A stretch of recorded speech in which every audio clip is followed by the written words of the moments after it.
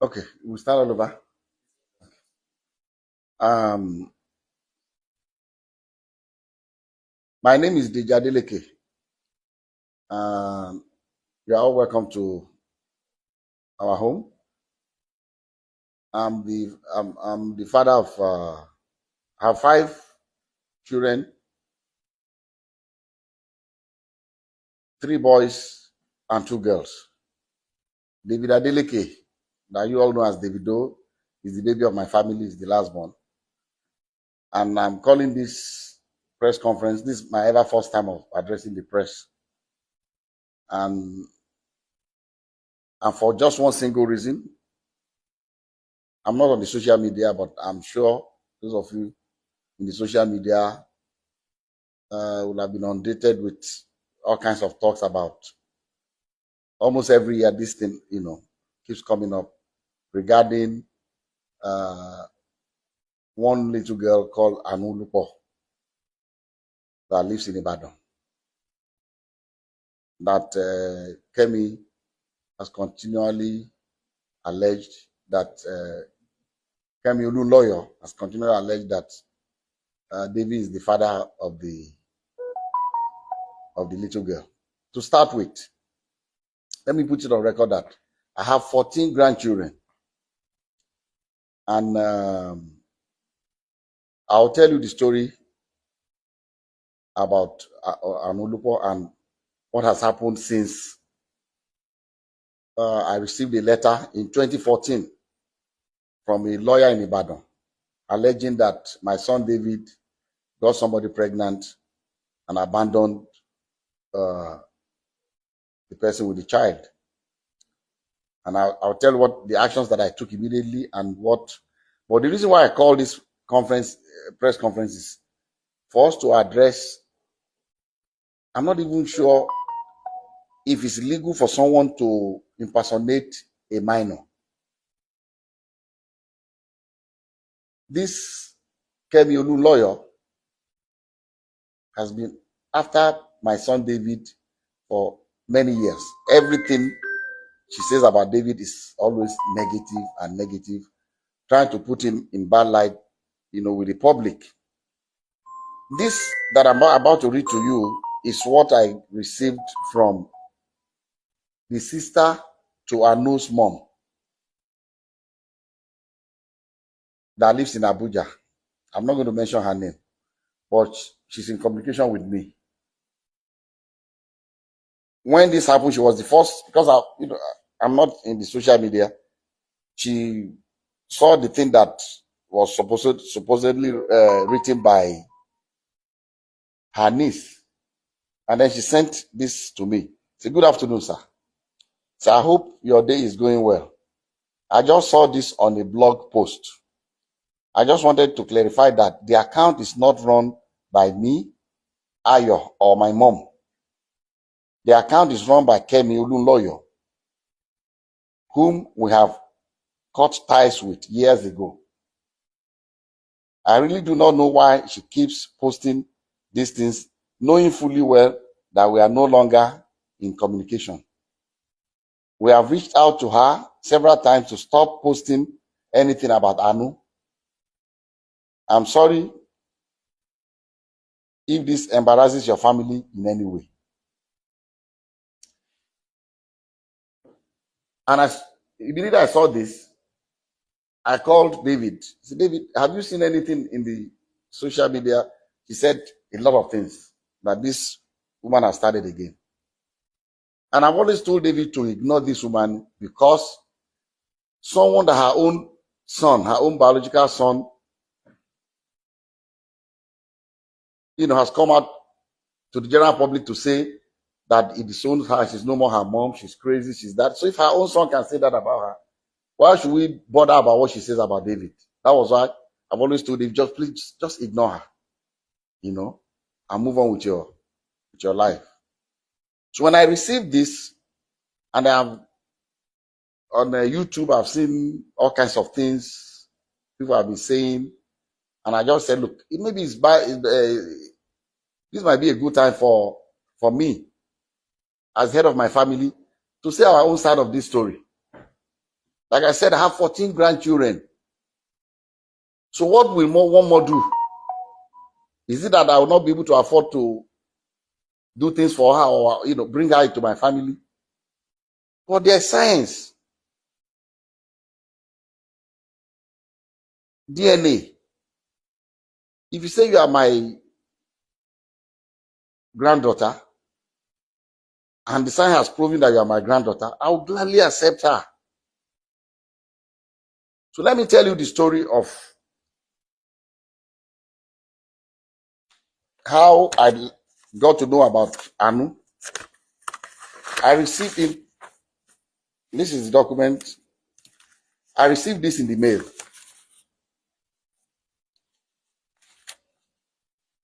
through DHL to my office. This is the DHL sent to me by Bandele A. Aiku and Co. from Ibadan in 2014 by DHL. And in the package, there are pictures of a little girl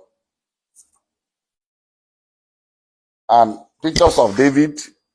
I mean, they put David picture, with the little girl. This was maybe they took, I don't know where they cropped David's picture and put it. And this, the mother of the girl. So I received this in the mail 2014. And in that mail also, curiously, there was the birth certificate of the child. And what caught my attention was that in the record of the birth certificate, they said full name of father, Adeleke, David. Full name of mother, Adeleke, Ayotomide. How can she be Adeleke? So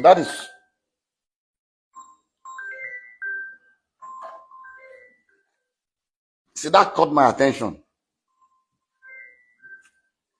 And then also in that DHL package was this letter from the grandmother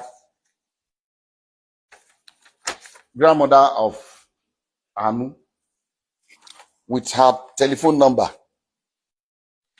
I'm going to still show everybody up close so you can see everything. And he wrote, "Dear sir, I know you and your family are in good health and your work is thriving well because the Lord has been good to you, so I do not expect otherwise. Sir, I'm a widow with 2 daughters. I lost my husband 13 years ago and have single-handedly raised both of them with the help of God, but still having been, but has been very challenging.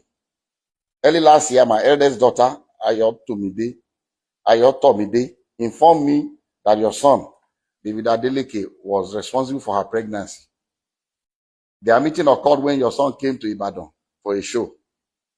I sat with her as a mother to ask her about the father of the child, and she has confided in me so many times that your son is indeed the father of her child. She put to bed on November 19, 2013, and gave birth to a baby girl.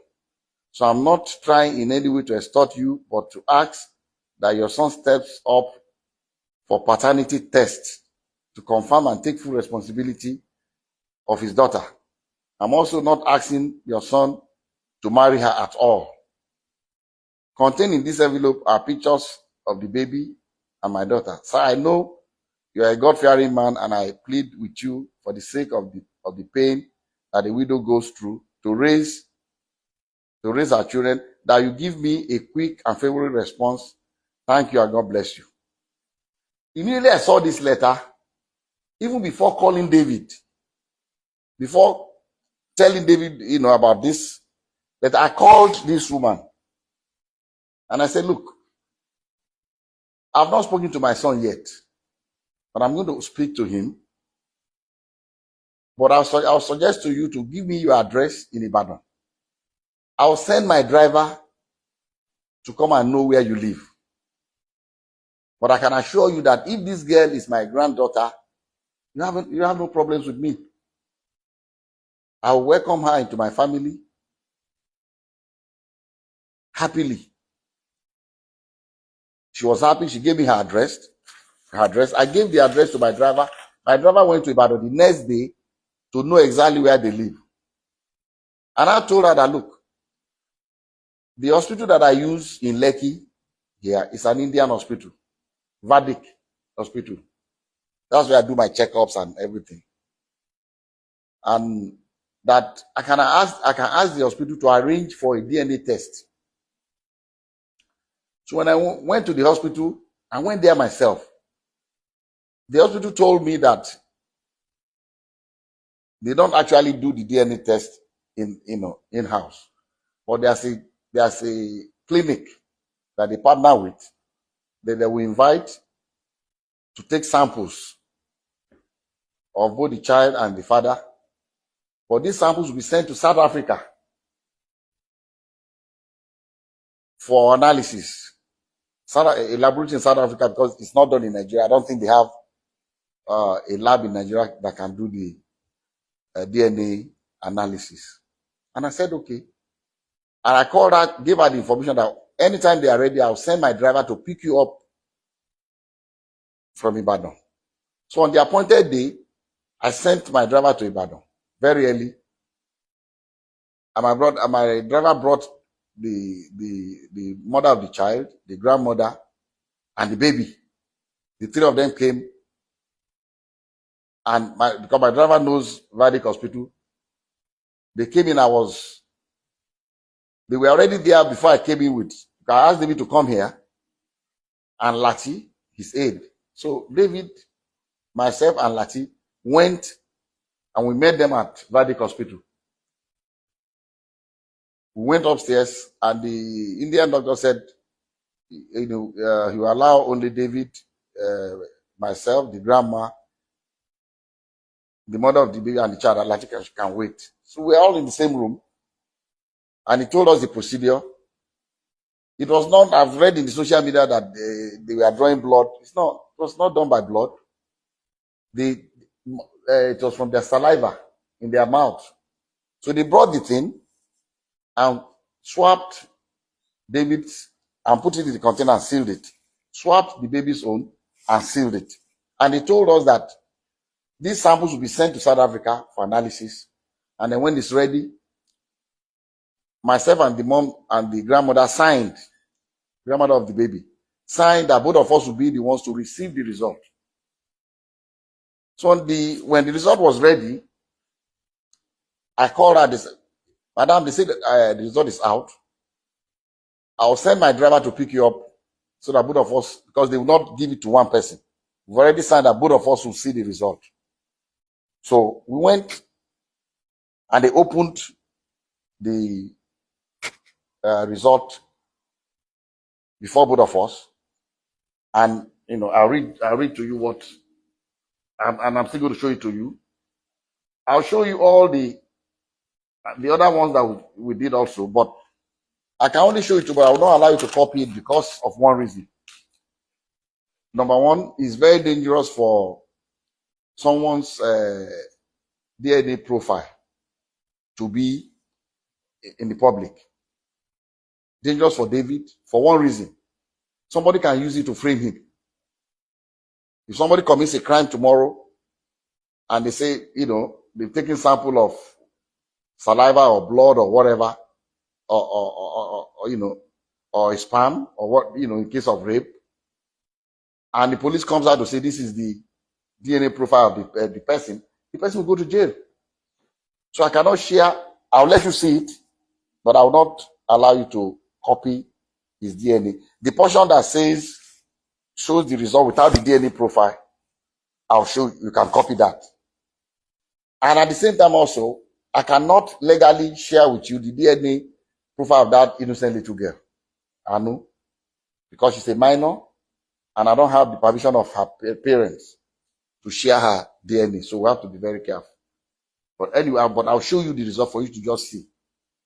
And so they opened this was the